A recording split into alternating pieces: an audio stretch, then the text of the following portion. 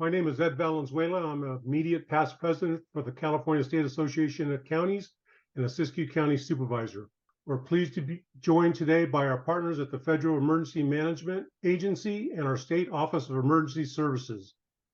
Before I introduce Senator Padilla, I'd like to take a moment to thank our county emergency managers and their teams for their incredible work and flexibility throughout this challenging year. Moving from wildfires to floods, earthquakes, and tsunamis, recent disasters have shown the strength and resilience of our communities.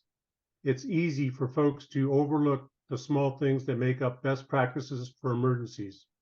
From the role our fairgrounds play in staging and post-disaster shelter, to the dedication of our county emergency managers as they navigate multi-county communications, to the volunteers and their government staff who spring into action whenever disaster strikes.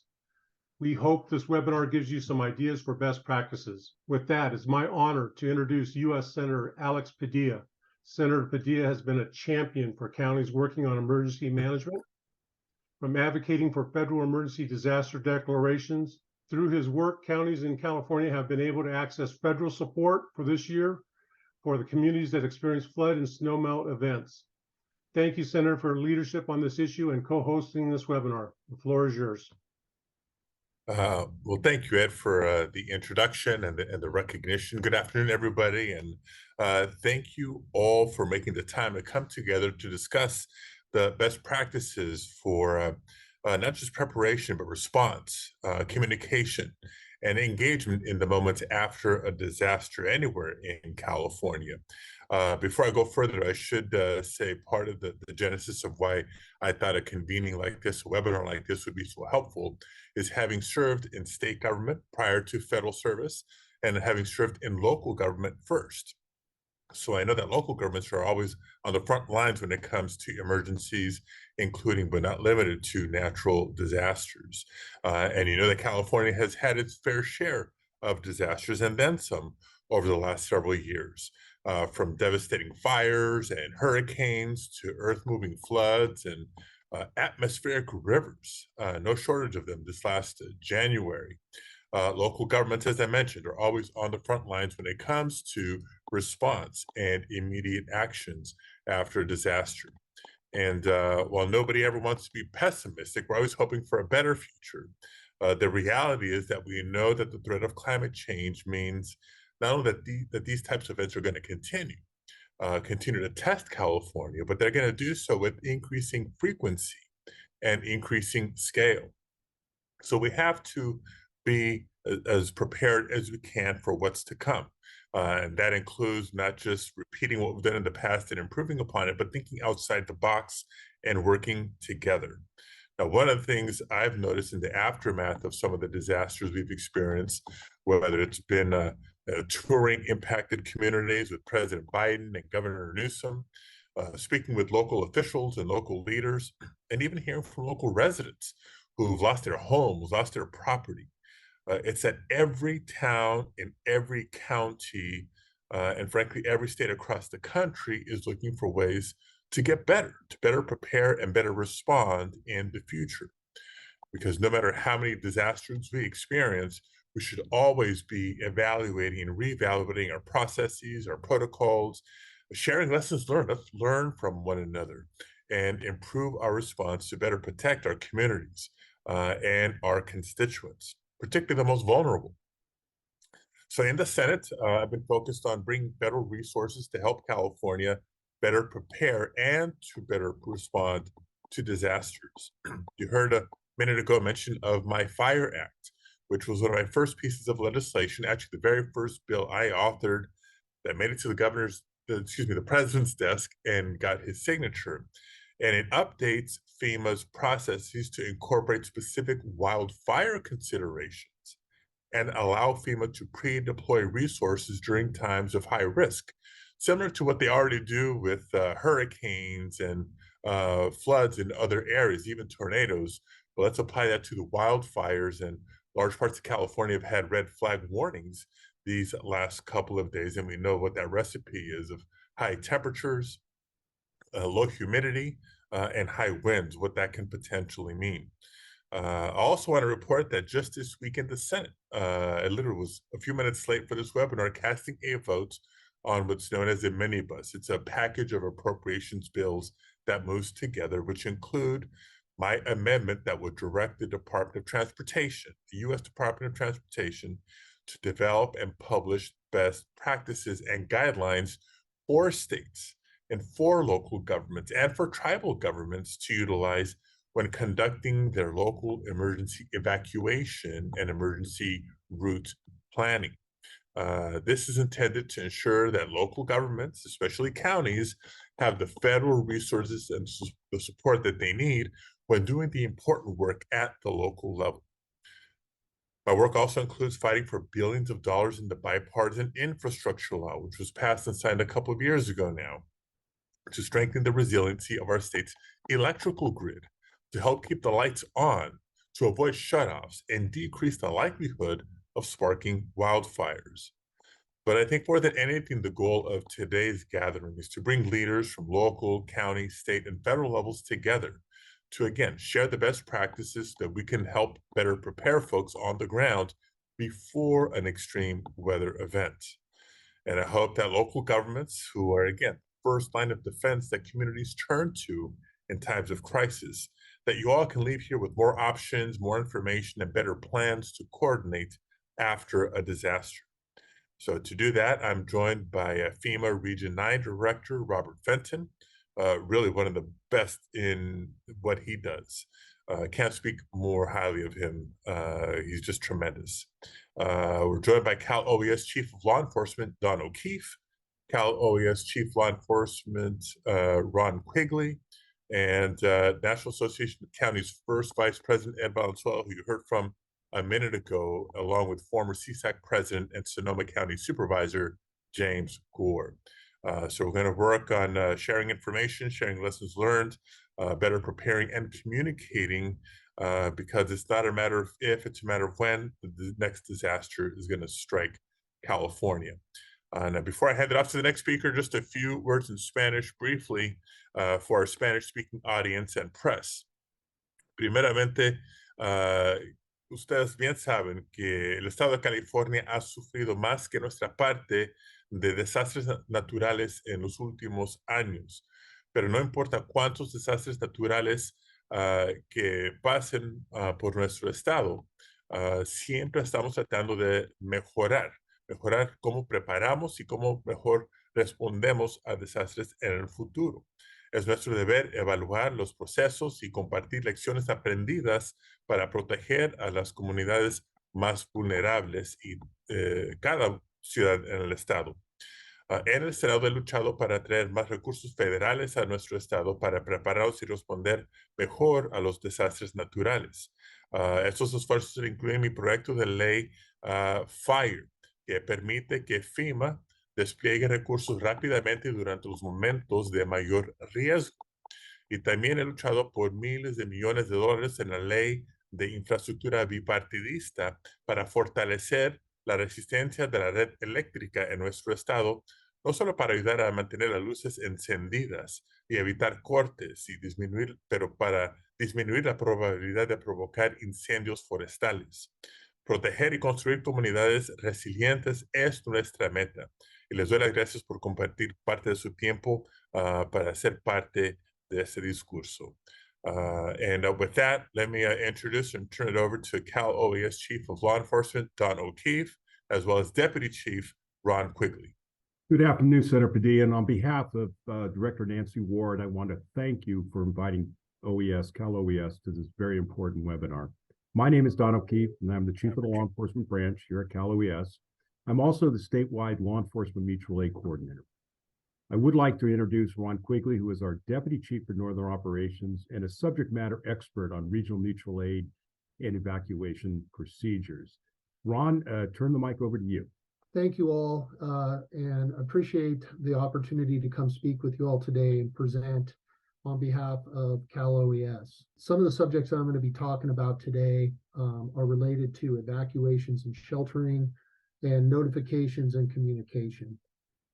As we all know, and many of you have experienced over the last decade, we've experienced an uptick in critical incidents, disasters that have impacted all of us, all of our counties, whether it's been directly or we as counties have been reaching out to other counties in order to provide mutual aid and support. So as I talk today about evacuations and sheltering, notifications and communication, I want to first recognize all the great work that all of your counties do every day in planning and preparedness, the development of your plans, testing, exercising your plans. Those are critical in advance of incidents that we hope we never have to face, but as many have experienced, they inevitably happen. So thank you for this opportunity. I want to start off with evacuations, and obviously evacuations are one of the most critical components of any emergency, because the safety of our community in emerging disaster is critical, ensuring that we get them to safety, get them in a place where they're safe, and at the same time being able to secure their properties and ensure that when they leave their homes that the security of their homes is being maintained. So one of the critical pieces that CalOES provides in coordination with your local operational areas is regional mutual aid coordinators. So law enforcement has mutual aid coordinators assigned to every county, and each of your county sheriffs work directly with one of our CalOES mutual aid coordinators. That's a key component in the California Law Enforcement Mutual Aid Plan, as we have one of the most robust law enforcement mutual aid plans in the country. And it's very unique in how we coordinate resources. So when you guys have needs and law enforcement responds and it's determined to be beyond the capabilities of your local jurisdiction, your operational area, to maintain law enforcement services and response, the regional law enforcement mutual aid system stands up. We work with our regional law enforcement mutual aid coordinator to do outreach to surrounding regional counties and local jurisdictions to identify resources to respond to support you. When those resources come in, they fill a number of roles. They help with evacuations. They provide security and also help out with traffic control points and even in some cases assist with calls for service for the unfortunate things that happen in the field, which can be vandalisms and looting, which we experience quite often. One of the gaps that we've recently experienced was law enforcement mutual aid has never had a mechanism for providing reimbursement, state reimbursement to law enforcement agencies for their response. And with that also created an issue because direct response did not include pre-positioning of resources. So if your communities needed key pre-positioning, there really wasn't a funding source for that. So last year, the governor passed legislation for a new law enforcement mutual aid fund, which allocated $25 million towards law enforcement response. That $25 million was allocated with the intent of being able to provide 100% reimbursement funding to responding agencies in support of impacted counties. We've gone through just about a year of it now. We have reimbursed several $1 million to our local jurisdictions for their response costs. So we're real excited about it, but also looking at the opportunity ahead to enhance it as we go forward. So And another thing that we are currently in the process of developing is state mass evacuation guidelines, which will be a multidisciplinary guideline document that will basically address all aspects of evacuations, and we will be seeking the input and development of this from all regions and counties in the state. So we're looking forward to that. We're hoping to kick that off in January of 24. And as I wrap up evacuation considerations, I know many of you have dealt with these and have plans for them, but these are definitely in specific situations that have popped up for us in the past over multiple incidents that are always a key consideration. The first one is correctional facilities. When you have, for all of you that have correctional facilities, you know, it's important to have a plan for what you're going to do with those inmates or employees as you look to being faced with an evacuation where those facilities are in that area. The second one is senior living facilities, critical care facilities, hospitals, and schools. Having plans for where they're going to go and how what transportation mechanisms are going to be in place, and obviously all the AFN considerations surrounding moving residents and patients. Moving on to shelter considerations, I'm going to talk briefly on this one. Obviously, evacuations and shelters are they're a dance. They really are. So evacuations drive sheltering, and that's a constant moving target. The numbers change, the numbers grow, you know, and it's real important that the relationship between local county social services, law enforcement, and other county entities is strong, because it's important to know how many people you need to evacuate, and with your local shelter authority, it's critical to understand what resources you have, what supplies you have, how many you have in the county to support evacuations, and making a determination at what point, you know, you may be stretching beyond your capabilities. With that, just much like CalOES has regional representatives, CDSS and Red Cross also have regional representatives that are available to support. And when support goes up through the region, we also at the state level are supporting at the highest levels with CDSS and Red Cross. And I wanted to just kind of end this subject with just letting everybody know that the state possesses several caches of shelter supplies to help enhance and support local jurisdictions when their resources become insufficient or extended.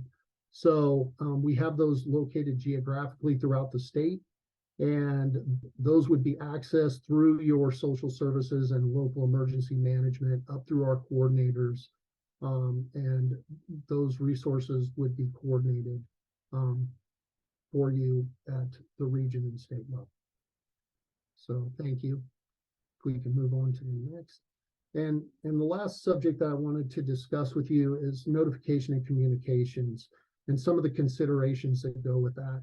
Obviously, I know you all know how important, and it's been discussed, and I know you'll hear again, how critical communication is. And especially in today's age with social media and all the different tools that are out there, information dissemination has never been more critical, because there's so many ways to get it, and people are using so many different tools. So just on the emergency notification tools, many of you are using, you know, emergency notification companies such as Code Red, Everbridge, Zone Haven.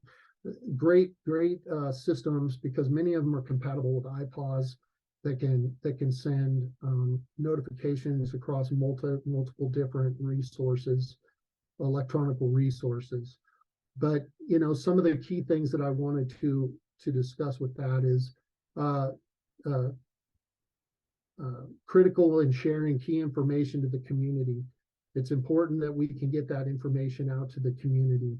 Obviously, it's great for community outreach and education and doing system test drills and exercises. It's important that your community knows your systems. I know I used to be from Siskiyou County, and we implemented Code Red, and there was always that challenge of making sure that we got as many people signed up and part of the system as we could, which took a lot of work. It took a lot of outreach, community outreach, but also following that up with the test drills and exercises so that they know what to expect when that notification comes. And lastly is social media. We have so many different social media sites that it's really important that when you're developing your social media sites, that you let the community know what social media sites the county will use in a time of disaster. So that they're very clear that when a disaster happens, they know they can go to a handful of sites that you have already identified, and that's where they're going to get their information.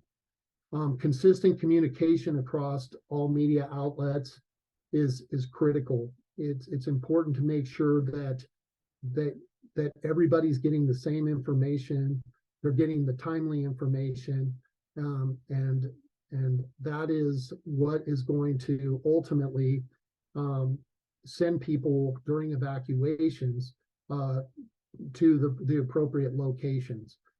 Because one of the biggest challenges of an evacuation is people leaving but not really knowing where to go. Being able to get these messages out and making sure they're consistent is important. Not all citizens, we've experienced, not all citizens have cell phones. So how are you going to reach that demographic of citizens that don't use technology? It's few and far between, but it does still exist. So those are a consideration that you should be looking at and figuring out how you mitigate that gap. And with that said, access and functional needs. CalOES has an exceptional access and functional needs branch that can assist each of you with translation services and materials necessary to assist in communicating, and can also provide support in best practices and suggestions on how to support you with different challenges you guys may be facing. So with that said, I want to thank you for your time.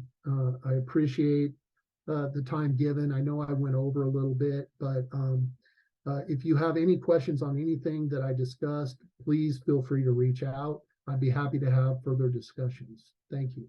Good afternoon. This is Bob Fenton. I want to talk about some best practices. For those of you who don't know me, I'm the regional administrator of FEMA Region 9, and I've spent almost over 25 years of my career responding to events across the country.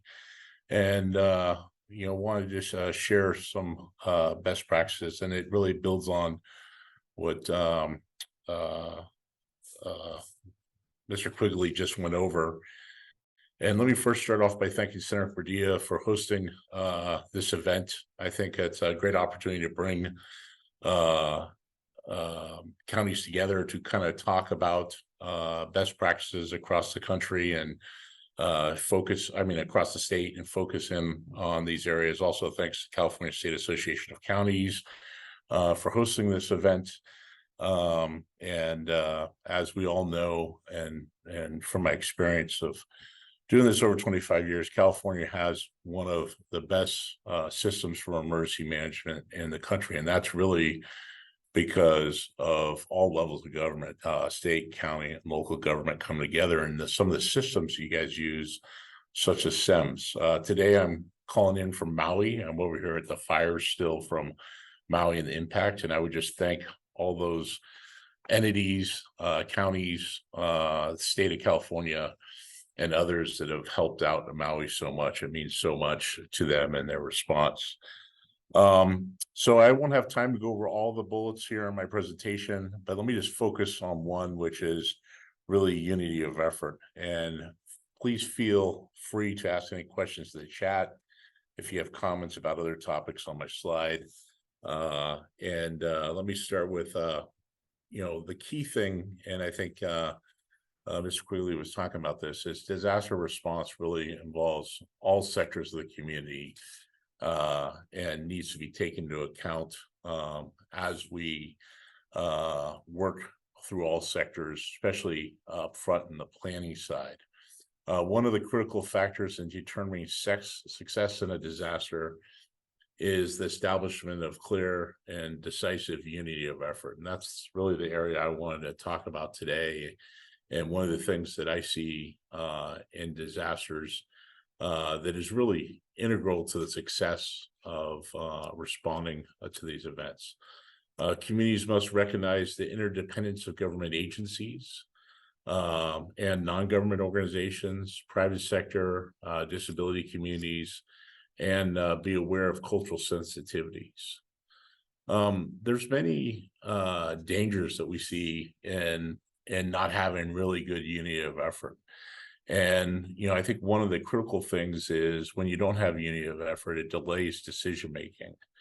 And so you end up with uncoordinated efforts that often lead to not only delayed decision-making, but to sometimes poor decisions are not collective decisions. One of the ways to resolve that is pre-event, do deliberate planning.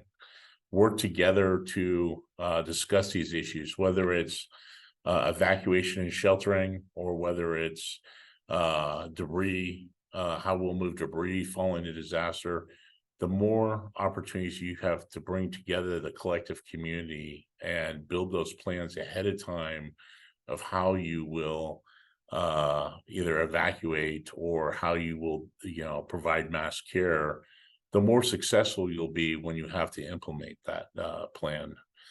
Another area that I see that's also impacts unity of effort is resource miscalculation, and multiple agencies may have resources based on their individual assessments and maybe can bring those to the table in an event.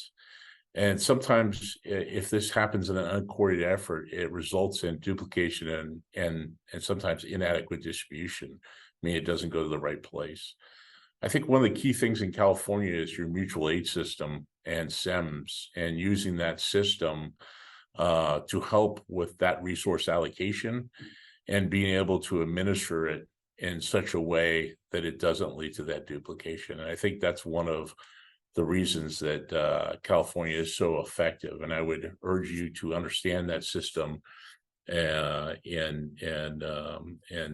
figure out how to leverage it in all instances. A third area that I see is always a area that affects unity of effort is breakdown of communication.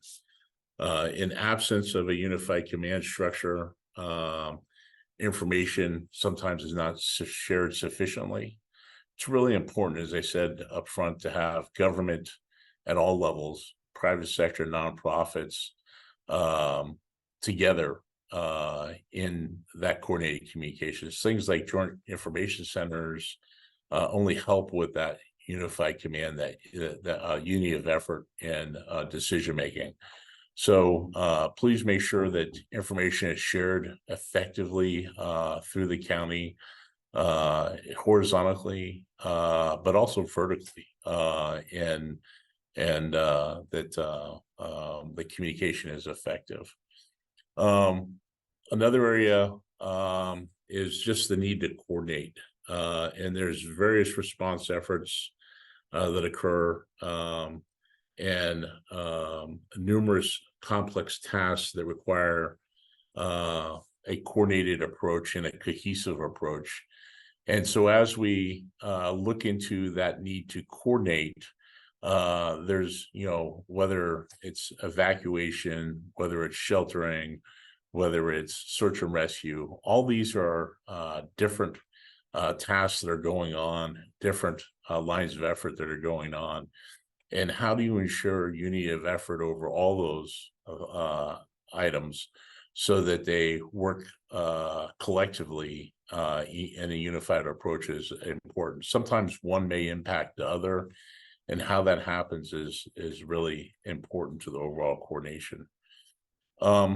Another area that impacts unity of effort is public confusion, and the way we communicate, from political leadership to those that are responsible for incident command functions, to those that are responsible just for coordination, is ensuring that unity of effort on those messages so that they're not mixed, and so that there's not inconsistent actions by different authorities.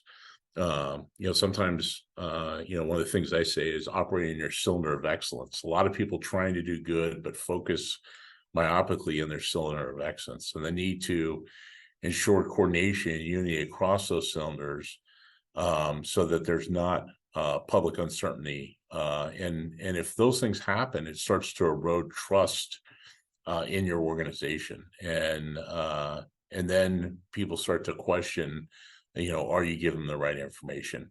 Really need to ensure that, as we leverage different platforms for messaging, we leverage all the platforms. We can't rely on one platform to do that messaging. So press briefings, social media, news briefings, paper print, multiple languages.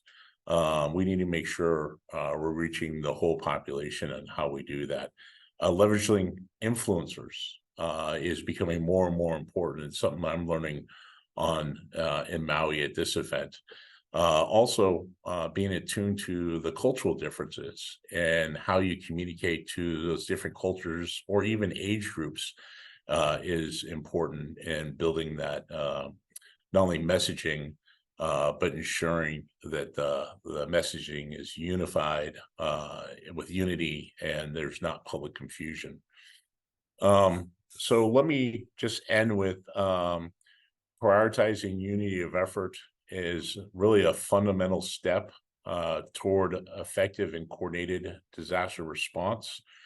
In addition to that, we should always make sure that not only building the plan, but we're training and exercising those before events. And I would just, bring your attention to, there's a number of grants that are available from the federal government prior to events, whether that's emergency preparedness grants, Homeland Security grants, UASI grants that are non-disaster grants that help with not only the training and exercising, but also a number of grants that we have that build resilience ahead of time that could hopefully build that resilience to limit or lessen the impact that these events have on your communities.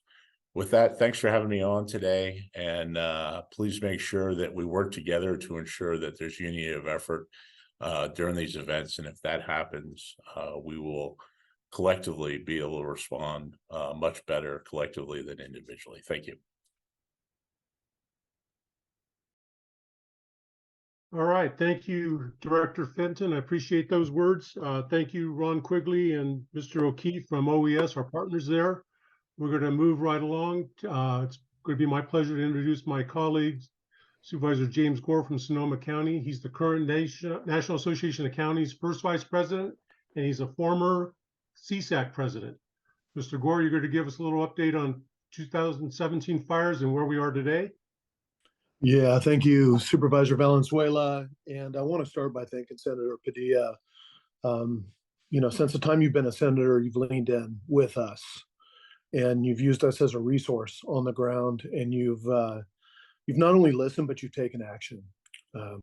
We had a conversation right when you took office, and then we invited you to come out and you hosted a roundtable out here with about 4 or 5 different counties in the North Bay, many of whom had, like us, been multiple disaster communities.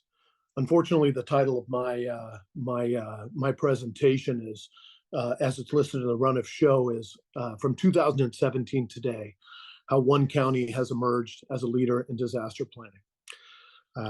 The reason we're a leader is because this is what we've been given by the world.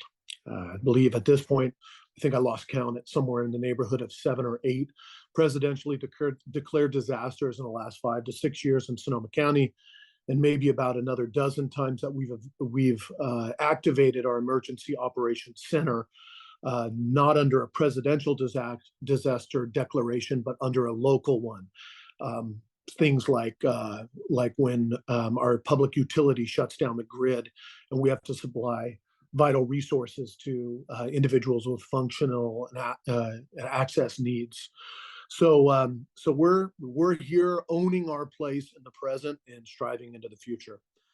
I think the most important thing to realize is that you can become a community that is leaning in and is embodied by the word resilience rather than a reoccurring disaster area, but you got to take action. So in 2017, when we got hammered by the Tubbs, the Nuns, and the Pocket Fire as a part of the Sonoma Complex and the North Bay firestorm, we lost more than 5,000 homes and more than 7,000 structures in Sonoma County, and tens of thousands of acres burned. If you think about what we dealt with in the days following that, from the fog of war to going straight into action and mobilizing community, creating block captains to help in the rebuild process, moving the block captains into COPE, Citizens Organized to Prepare for Emergencies, CERT, Citizen Emergency Response Teams, all the way into our government processes, which includes things like creating a recovery and resiliency framework with 200 separate actions that we had to track ourselves on. Everything from executing an active display of alert and warning systems, live code with our community in English and in Spanish, going into heat zone areas and having folks give live feedback to us on did they get those texts, did they get those alerts, did they sign up for alternate redundant systems, over to creating a dynamic AI-fueled fire camera system that informs now our operations with an enhanced Department of Emergency Management with significant staffing, preparedness work, planning, but also folks who I join on Saturday mornings to do evacuation training in disaster-prone or high-risk areas where we wake up our constituents on Saturday mornings with high-low sirens driving up through the hills so that they can do their own planning, test things in real time. We've lived it. We truly have. And the way to do good disaster management is to do good planning and do, in my mind, the most necessary part of planning, which is train. There's so many folks around the 3,069 counties in this nation who have active plans to manage disasters, but they don't always train with live code. Senator Padilla, I think one of the things that, if I'm going through a list of not only what we've done that's been good, but things that are needed, is as a county official, one of the things that drives me nuts is to go into other counties and to try and encourage best practice adoption by saying, hey, you guys got to test your alert warning system. Don't be like us where it was a black eye and it took us 1.5 years to get to a place where we're functional and now to a place where we're competent and on our toes on it. I honestly think that if there's a community that has a EOC and an active emergency function, is they should be required to do alert and warning trainings, communications with their community. Shouldn't just be FEMA as the national entity sending those out once a year. It should be us doing it. I think the other thing is to realize that a biggest part of reform needed going forward is for us to look at the individual assistance part of FEMA. Should that be managed by FEMA, even though a lot of it goes into health and human service and economic development programs? And while there's so much of a strain on emergency management agencies and FEMA itself And in our case, CalOES, which does fantastic work. Should we be managing as a service agency all these things that are currently managed through other departments and other agencies, both federal and local? But we need to also look at the individual assistance program and realize that even though it's designed for people who don't have insurance to get a little bit of help to recover, at the same time, many of those least fortunate in our community, undocumented, many of those who don't have a lot of paperwork, renters, they fall through the cracks. I think the other thing that we all know we have to work on is insurance solutions beyond things like the California Fair Plan, which is a insurance of last resort that is now, because of the insurance leaving the state and certain high risk areas, it's becoming an epidemic, and that is becoming a insurance of first option, which it's really not designed to do. I think the other thing is that we have to continue to look at how compliance is stopping active programs from getting on the ground. We have put hundreds of millions of dollars in vegetation management, in grid resilience, in community organizing, in home hardening programs, in insurance partnerships. One of them was recently announced, well, I say recently, 2 or 3 years ago by President Biden as a $37 million grant out of FEMA BRIC, Building Resilient Infrastructure in Communities. Still, we're working great with FEMA on getting that on the ground, but the compliance world turns an announcement of something that seems like it's going to hit the ground in the next few years into a 4 to 5, 6 year project. We also have to look at how disaster funding from federal and state agencies hits the ground with building local capacity and putting local people to work with good wages. We cannot live in a world where we have folks shipped in under federal minimum wage from off in the countryside to live in, quite honestly, substandard conditions, and to build back our communities on the cheap. The other thing I think we need to lay in on with the federal government is how to help states and local entities with misinformation campaigns. When I was in Maui recently with Bob Fenton and with others, we're actively seeing subversion from other countries, from China, from Russia, from others that are spreading misinformation intentionally to continue to have confusion dominate the scene locally. There's a lot we could talk about, but I just want to state that we are on our toes. And if you want to come see a community that embodies that, I welcome you to show you around, to dig into our systems. And then once again, thank you, Senator Padilla, for using the California State Association of Counties as a springboard to advance legislation. And we would really like to work with you and challenge the greater Congress to create a bicameral, bipartisan committee to develop legislation that deals not just with disaster management, but true resilience. Thank you very much. It's a pleasure to be with you all today. Thank you, Supervisor Gore. Appreciate that. I want to thank again the panelists for their presentations. On behalf of the California State Association of Counties, I want to thank all the panelists for their remarks here. As mentioned at the top of the beginning of the webinar, we've kept a record of questions asked in the audience chat, and we'll do our best to allow speakers to follow up with folks in the next few days. CSAC continues to support all the county emergency management efforts, and we look forward to continued conversations in this subject over the coming months at our fall conference in a few weeks. Senator Padilla is champion of the U.S. Senate. We want to thank you for your work on emergency management and for co-hosting this important webinar. So with that, I'm going to call the webinar closed. I just want to again thank everyone for participating.